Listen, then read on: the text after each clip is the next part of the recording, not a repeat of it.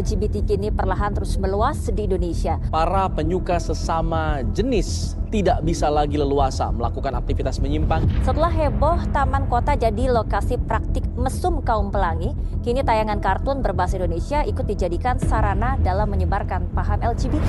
Aksi mesra sesama jenis yang membuat masyarakat resah tersebut kini dalam penyelidikan kepolisian setempat.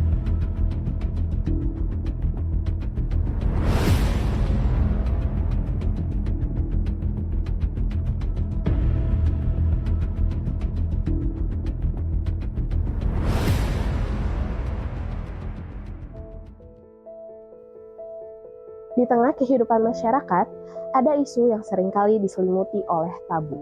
Salah satunya adalah orientasi seksual. Istilah LGBT seringkali dianggap sebagai salah satu bentuk perjuangan identitas. Namun tidak sedikit juga yang menganggapnya sebagai salah satu bentuk penyimpangan. LGBT kerap menjadi topik yang penuh dengan kontroversi. Bagi banyak orang, ini adalah sesuatu hal yang tidak dapat dipahami, bahkan dianggap menjadi hal yang menyimpang dari norma. Namun, di balik semua itu, terdapat cerita-cerita nyata, cerita tentang manusia, tentang di mana mereka menjalani hidup dengan identitas yang seringkali disalahpahami dan juga dihakimi.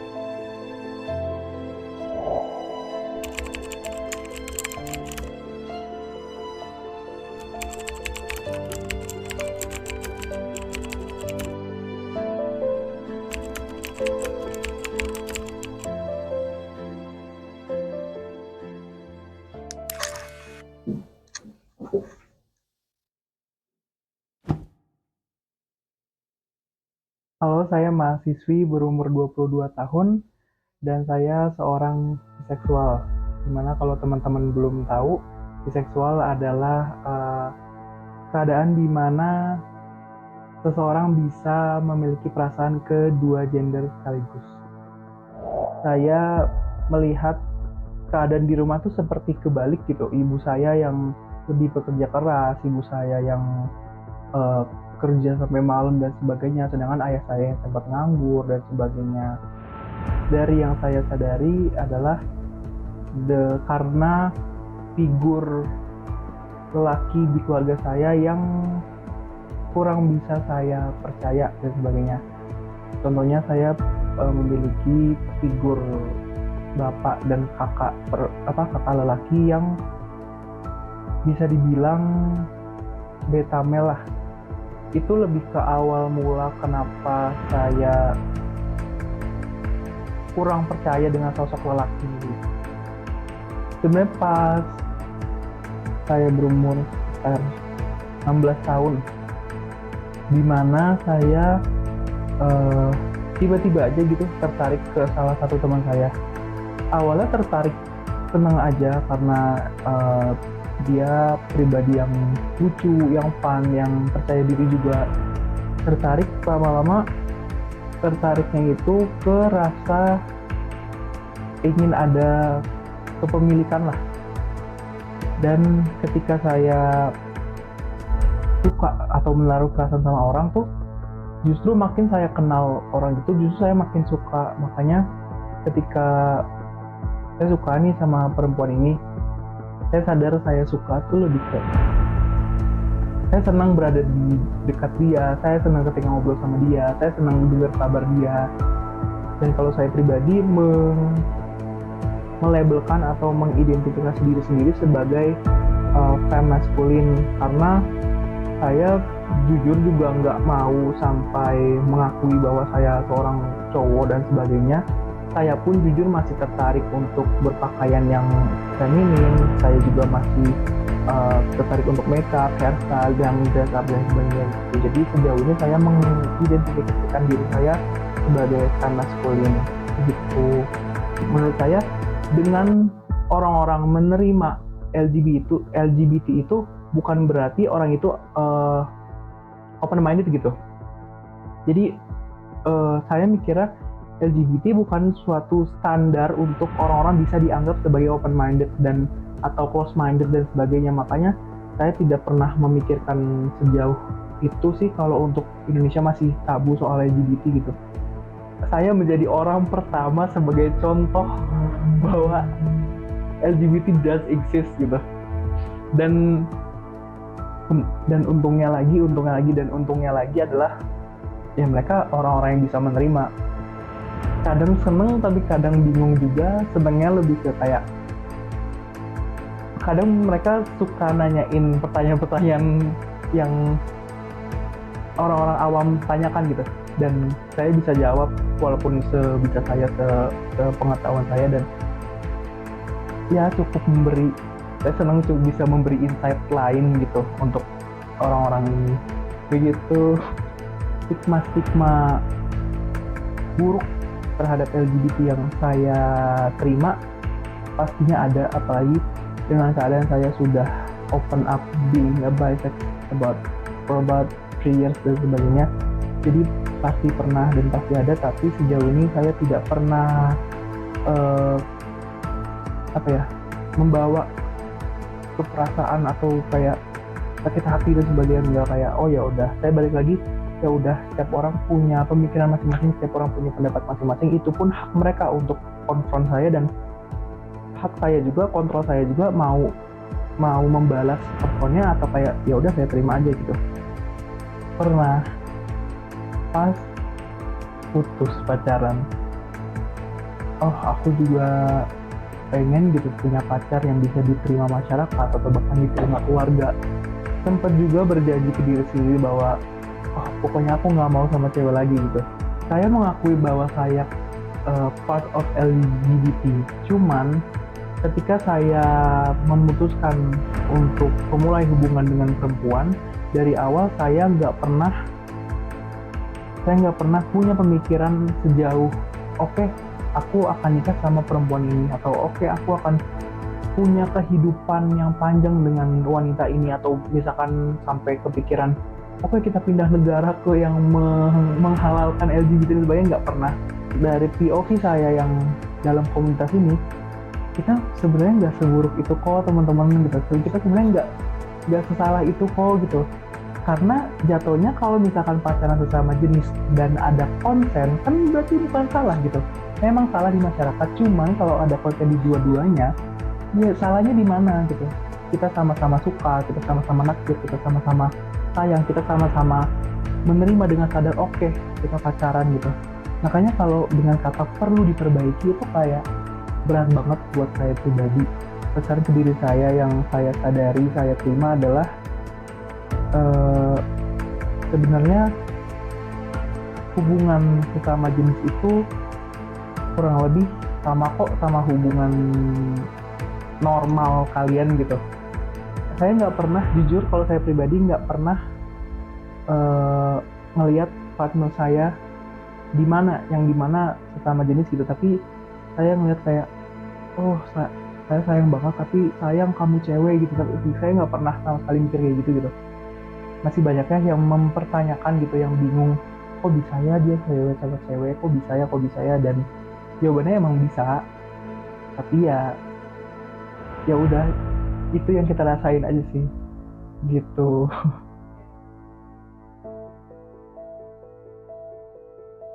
Setelah mendengar cerita dari pelaku yang penuh dengan tantangan selama perjalanannya bergabung menjadi komunitas LGBT ini, lalu kami sebagai tim riset mencoba mendengarkan dari sudut pandang lain secara mendalam dengan melakukan wawancara kepada seorang psikolog klinis, di mana setelah wawancara ini diharapkan bisa memberikan pemahaman lebih dalam dan solusi untuk membantu para individu di LGBT. Perkenalkan, saya Dian Catur Rejeki, biasa dipanggil Kiki. Profesi saya adalah psikolog klinis. Usia saya 60 tahun.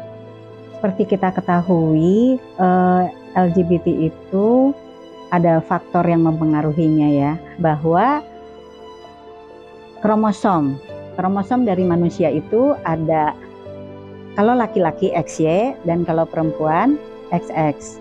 Nah, kebanyakan untuk yang terjadi kalau dianya itu adalah ada orientasi seksual LGBT itu, dia XXY, berarti dia punya orientasi seksual. Jadi dia genetik ataupun ada keturunan dari yang sebelumnya di lingkungan keluarganya seperti itu. Faktor yang mempengaruhi di sini sudah jelas adalah faktor latar belakang keluarga. Nah, yang bersangkutan sendiri merasa bahwa peran laki-laki itu tidak ada bagi peran perempuan. Jadi dia lebih suka dengan sesama jenisnya. Dulu sebelum DSM-5 itu ini dikatakan sebagai gangguan mental ya, seperti itu. Tapi setelah DSM-5 muncul, ini hanya sebagai orientasi seksual saja dan tidak dianggap gangguan. Tapi jika dianggap gangguan itu, jika dia yang bersangkutannya merasa tidak nyaman, tentu karena biasanya yang LGBT ini dia punya kecemasan juga ada, jadi mengganggu-ganggu emosional dari yang bersangkutan ya, dari individu tersebut. Ada psikotik, neurotik yang seperti itu. Tapi dengan adanya DSM-5 dan Asosiasi Psikolog Amerika itu mengatakan bahwa ini masuknya kepada gender dysphoria saja. Ini memang LGBT itu bukan penyakit menular yang kayak virus ya, tapi LGBT ini kalau kita bergaul, kalau bahasa peribahasanya biasanya kalau berteman dengan kucing mengeong, kan seperti itu ya. Jadi kalau kita berada di lingkungan yang lingkungannya LGBT, otomatis kalau kita berbeda dengan kebanyakan berarti kita dibilangnya abnormal ya. Jadi berarti kita nggak sesuai dengan itu ya. Jadi kita akan ikut-ikutan, akan terpengaruh. Nah, disitulah peran keluarga, peran mungkin pola asuh dari masa kecil, agama mungkin yang dikuatkan seperti itu. Jadi orang itu bisa punya pola pikir thinkingnya yang bisa lurus gitu. Rata-rata ya tadi seperti dikatakan dia bisa melalui konsultasi ya, konseling, kemudian juga dia terapi ya seperti itu.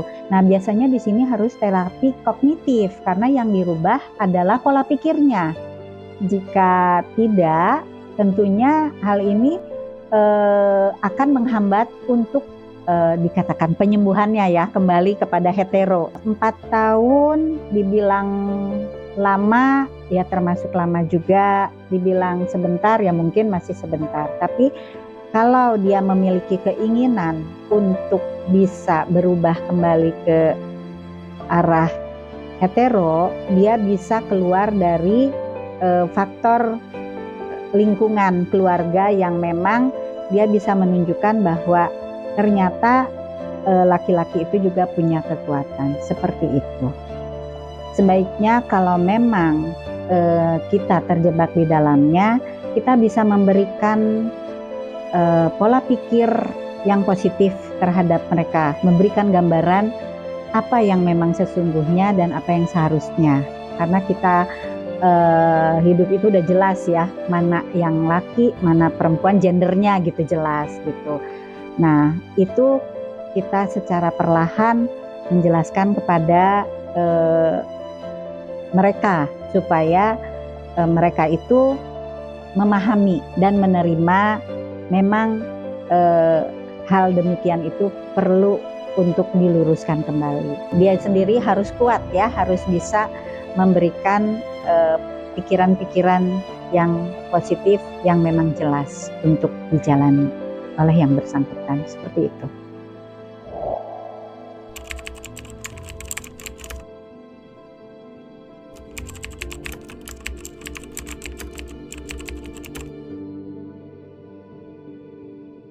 Halo semuanya, saya Sasya, saya dari mahasiswa 4, umur saya 21 tahun. Pandangan saya soal LGBT, saya sangat ngeliatnya suatu kesalahan sih, bisa dibilang menurut saya itu penyakit yang mana mungkin zaman sekarang udah banyak orang yang menormalisasi, tapi dari pandangan saya sendiri secara pribadi saya masih sangat tidak setuju sih dengan adanya LGBT. Bahkan dari sebelum LGBT pun, dari banci pun cowok yang rada kecewa-cewekan, saya sangat menolak keras adanya perilaku tersebut.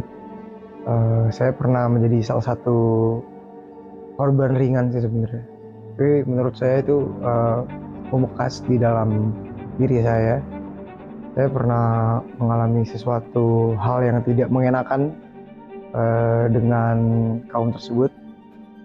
Waktu itu saat 2 atau 3 tahun yang lalu, saya menjalani rutinitas seperti biasanya. Di siang hari saya mendapatkan notif Instagram dari seseorang yang saya belum kenal sebelumnya. Setelah itu saya coba buka notifnya. Awalnya notif tersebut layaknya seperti orang ingin mengajak kenalan.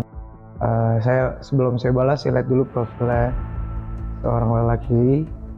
Cuman saya bisa melihat dari feed Instagramnya bahwa ya mungkin dia rada bencong kelihatan. Saya di situ masih biasa aja, saya masih ramah. Saya coba membalas message tersebut. Saya balas dan ada sedikit obrolan. Hal yang membuat saya shock, yang pertama, lelaki tersebut memberikan pujian kepada saya, namun saya masih memandang hal itu sebuah positif. Namun setelah itu makin kelamaan dia yang membuat saya kaget dan saya terheran-heran, yang mengirimkan foto yang tidak pantas kepada saya. Di situ saya panik, saya emosi, saya kesal, saya kaget, saya merasa salah karena terlalu merespon juga. Pokoknya banyak pikiran yang ada di kepala saya. Saya nggak pikir panjang, langsung saya blok, saya hapus dari Instagram chat tersebut.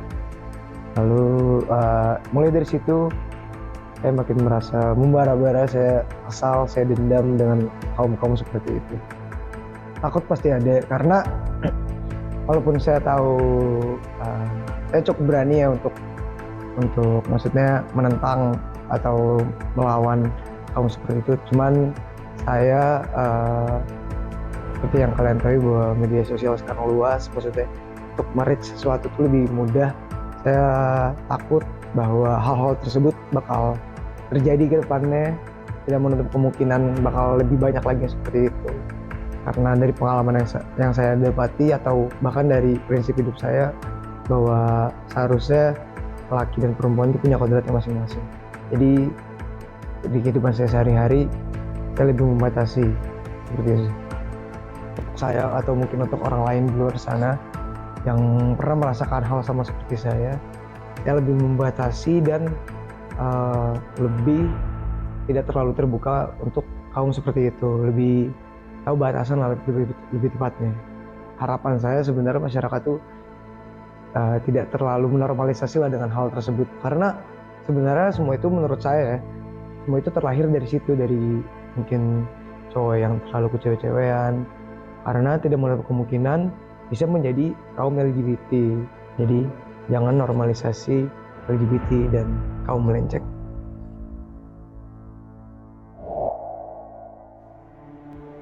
Di balik stigma dan perdebatan yang ada, terdapat kisah nyata individu yang terus berjuang dengan pergulatan batin di dalam kehidupannya. Isu penyimpangan seksual termasuk LGBT merupakan topik yang tabu dan sulit untuk dibicarakan. Namun, oleh karena itu, penting bagi kita untuk melihatnya dari sudut pandang yang lain. Kisah-kisah ini memperlihatkan kepada kita realitas yang tidak bisa diabaikan.